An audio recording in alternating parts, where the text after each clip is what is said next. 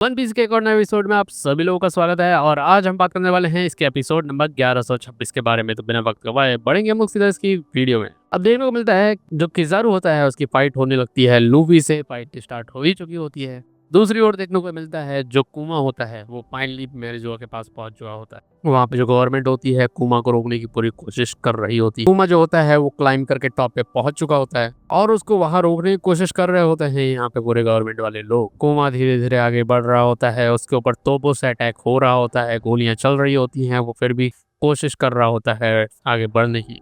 उसको सारे लोग जो होते हैं मिलकर जंजीरों से जकड़ लेते हैं।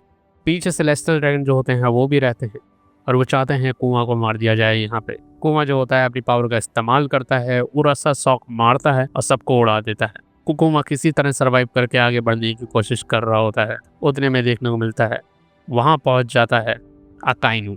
अकाइनू जो होता है इसके सामने होता है और इसके सामने फाइट करने के लिए खड़ा होता है और कह रहा होता है कि तू बिल्कुल अनप्रिडिक्टेबल मशीन। उधर सेलेस्टियल ड्रैगन जो होते हैं वो जो सोल्जर्स होते हैं उसको लात से मार रहे होते हैं और कह रहे होते हैं तुम लोग बिल्कुल डिपेंडेबल नहीं हो। और अकाइनू कहते हैं कि कुमा को खत्म करो। कह रहे होते हैं कुमा द टायरेंट जो है वो एक स्लेव है और वो हमारे काम का नहीं है तो उसको एग्जीक्यूट कर देना चाहिए। अकाइनू देखता है और कह रहा होता है ये कुमा है, हम इसको कंट्रोल नहीं कर सकते हैं और इस तरह का डेंजरस इंसान को हम फ्री नहीं जाने दे सकते। तू एक मरे हुए की तरह ही। और वो अपनी पावर का इस्तेमाल करता है, सीधे मारता है पंच कुमा के चेहरे पे हेलहाउंड नाम का।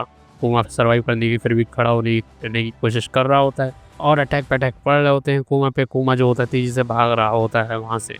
फिर लावा जो होता है बहुत सारा छोड़ देता है वहाँ पे अकाइनू, लेकिन कुमा अपने ऊपर ही अपनी पावर इस्तेमाल करता है और वहाँ से टेलीपोर्ट हो जाता है।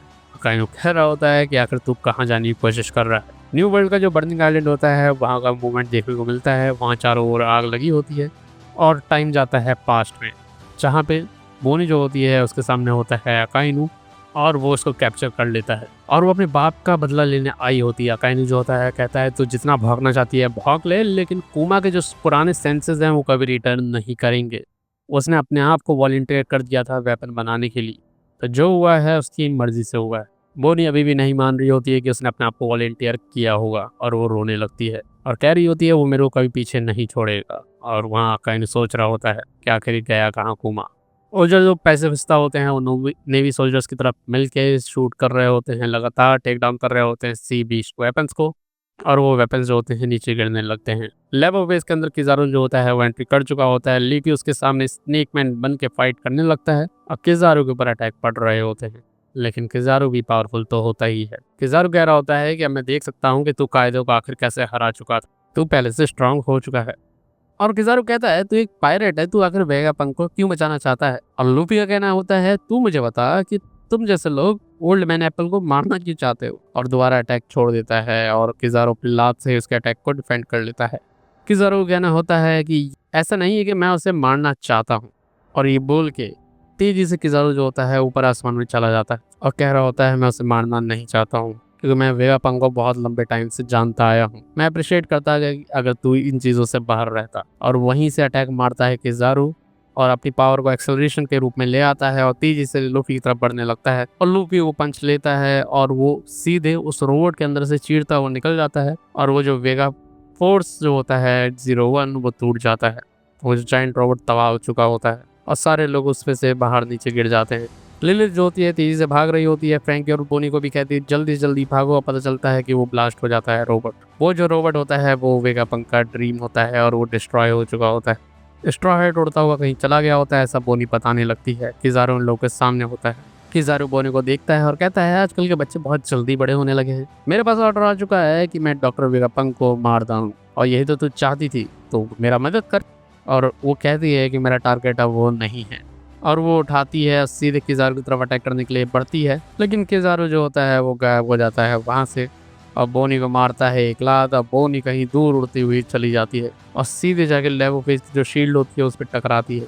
फ्रैंकी जो होता है वो अपनी लेज़र का इस्तेमाल कर रहा होता है और किज़ारू वहाँ से गायब हो चुका होता है। लिलिथ का कहना होता है जल्दी से जल्दी ऊपर कॉल कर कंट्रोल रूम है और कंट्रोल रूम में फ़ोन करता है और वो बताता है कि भाई किज़ारू ऊपर जा रहा है और किज़ारू सामने आके खड़ा हो जाता है। उतने में जो वो प्रोटेक्शन होता है वो खुल चुका होता है, वो पासवर्ड ये लोग क्रैक कर चुके होते हैं। उधर से फ्रैंकी बताने लगता है कि जो रोबोट है वो डिस्ट्रॉय हो चुका है और वो किज़ारू का करा धरा है। किज़ारू जो होता है सीधे वेगापंक के मुँह पे आ चुका होता है।